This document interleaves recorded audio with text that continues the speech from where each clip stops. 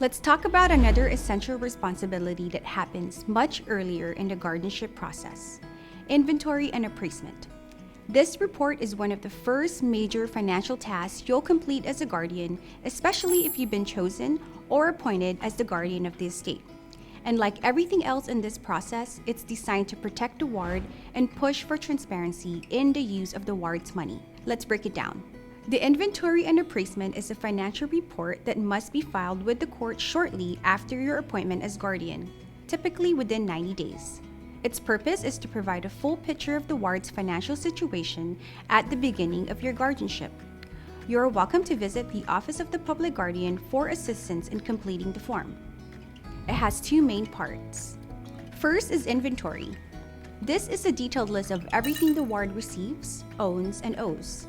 You'll include bank accounts and balances, real estate or land, vehicles, personal property of value such as jewelry, electronics, or collectibles, income sources like pensions, disability benefits, or rental income, and any outstanding debts or liabilities that the ward may owe.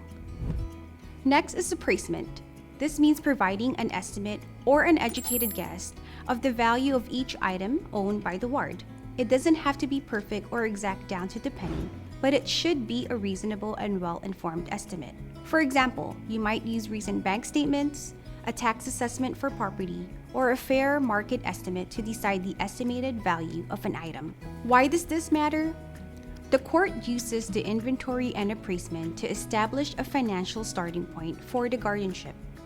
It helps judges, attorneys, and other parties understand the ward's financial health at the start so that any future changes can be clearly tracked.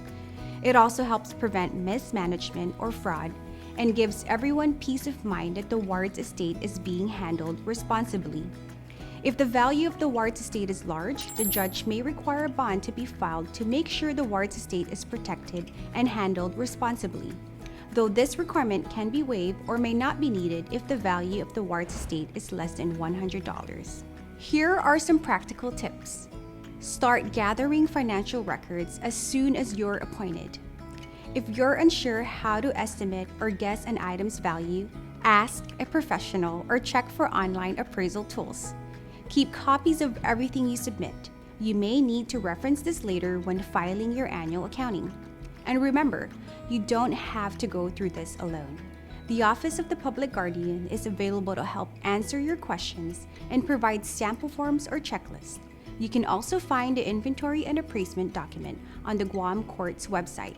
Once the court receives and approves your inventory and appraisement, you'll have a strong financial foundation to guide the rest of your guardianship.